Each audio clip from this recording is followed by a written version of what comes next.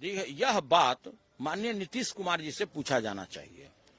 सभी लोग जानते हैं कि आज लोकतंत्र के मंदिर में लोकतंत्र की हत्या कर दी गई है। आप भी जानते हैं कि किसी को अगर फांसी की भी सजा दी जाती है तो उससे 2 बार पूछा जाता है कि बताइए इस बारे में आपको क्या कहना है। हमारी नेता प्रतिपक्ष श्रीमती राबड़ी देवी जी लगातार खड़ा होकर, हमारे जितने भी साथी सदस्य थे सभी लोग खड़ा होकर बोले कि सर 2 शब्द इनको रखने का मौका मिलना चाहिए। साफ लोगों ने मना कर दिया और एक तरफा कार्रवाई करते हुए, देखिए तिथि तो आज हो सकता है लेकिन इसकी पटकथा अप्रैल में ही तैयार हो गई थी। एक अन्य मार्ग में 2 व्यक्ति को यह जिम्मेवारी सौंपा गया कि हम नहीं जानते हैं कि सदस्यता उसका कैसे जाएगा, नियम विरुद्ध है या नियम के संगत है। हम उसको सदन में देखना नहीं चाहते हैं, इसलिए कि वो लगातार भ्रष्टाचार पर बात करता है, लगातार मेरे ऊपर आरोप लगाता है, वो शिक्षा में सुधार की बात करता है, वो कृषि में सुधार कैसे हो इसकी बात करता है, किसान की बात करता है, संकटों की बात करता है, गरीबों की बात करता है। इसलिए हम उसकी सदस्यता देखना नहीं चाहते हैं। एक को उपसभापति बनाने का लोभ दिया गया, दूसरे को लोकसभा का टिकट दिया गया, सब लोग जानता है। इस सदन का एक एक दीवार आपको बताएगा कि आज किस तरह से अन्यायपूर्ण कार्य किया गया है। आप किसी भी स्टाफ से पूछिए, पानी पिलाने वाला ही बताएगा कि ऐसा कृत्य सदन में इतिहास में कभी नहीं हुआ था कि कोई व्यक्ति भ्रष्टाचार के विरुद्ध में बोल रहा हो, कोई व्यक्ति आमजनों की बात उठा रहा हो, कोई व्यक्ति वेल में जाकर के अपनी बात को रखवाना चाह रहा हो और उसके ऊपर सदस्यता उसकी चली जा रही है, सदस्यता ली जा रही है। तो देखिए यह बहुत ही दुर्भाग्यपूर्ण है। और उतना ही नहीं, जो कमेटी के 3 सदस्य हैं आचार समिति के, उन्होंने क्लियर लिखकर सभापति को दिया कि पारदर्शी तरीके से संचालन नहीं हो रहा है, हम लोग को भी प्रोसीडिंग उपलब्ध नहीं कराई जा रही है, हम लोग को भी प्रोसीडिंग उपलब्ध कराई जाए ताकि पता लगे कि जो बैठक हो रही है उसमें प्रोसीडिंग में क्या आ रहा है।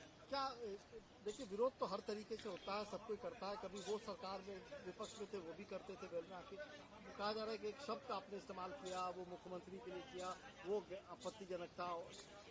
देखिए, कार्रवाई उसके लिए मुख्यमंत्री पर होना चाहिए।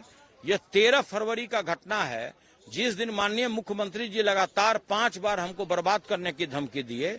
उसके पहले भी 10 बार जब मैं भ्रष्टाचार के मामले का उजागर कर रहा था, मैं बिजली विभाग से लेकर उद्योग विभाग में जो भी कमियां था उसका उजागर कर रहा था, तो उन्होंने मुझे बर्बाद करने की धमकी दी थी। कार्रवाई उनके ऊपर होना चाहिए था कि जो महिलाओं के बारे में जिस तरह से असंसदीय रूप से उसका बखान करते हुए, मानो कि ये किस तरह की भाषा का प्रयोग कर रहे हैं, जिसके भारत के माननीय प्रधानमंत्री जी ने भी इसकी आलोचना की थी। कार्रवाई उनके ऊपर होना चाहिए था।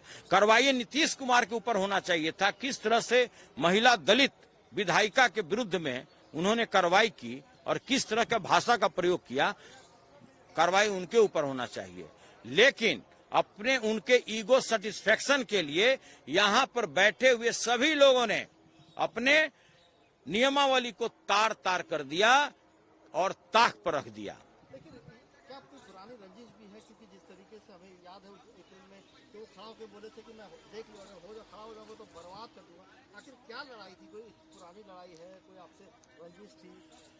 नीतीश कुमार जी अच्छी तरह से जानते हैं कि बिना मैं तथ्यों का बात नहीं करता हूं। अभी तो शुरुआत हुआ है। किस तरह से इलेक्ट्रॉनिक मीटर में यहां पर भीषण धांधली हुई है, किस तरह से पुल जो गिर रहे हैं उसमें किस तरह से टेंडर दिया जा रहा है, एस्टीमेट घोटाला हो रहा है।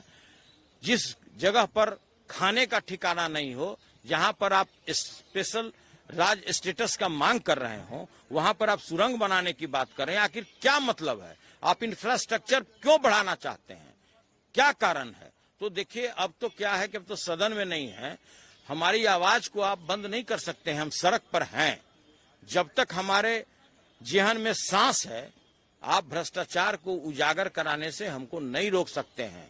सीधा आरोप लगाया था जब आप लोग साथ थे कि अमित शाह से बहुत नजदीकी है, अमित शाह से मिले थे, विधायक दल की बैठक में भी खरी खोटी सुनाए गए थे आपके पास। यह दुर्भाग्यपूर्ण स्थिति है।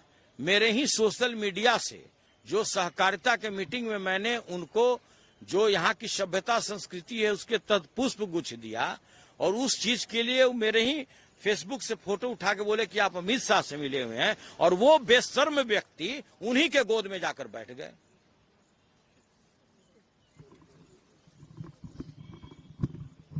अब यार छोड़ दें, जाने से अगर आप ये वीडियो YouTube पर देख रहे हैं तो हमारे चैनल को सब्सक्राइब करें और बेल आइकन को दबाना ना भूलें। अगर आप Facebook पर ये वीडियो देख रहे हैं तो हमारे पेज को लाइक करें।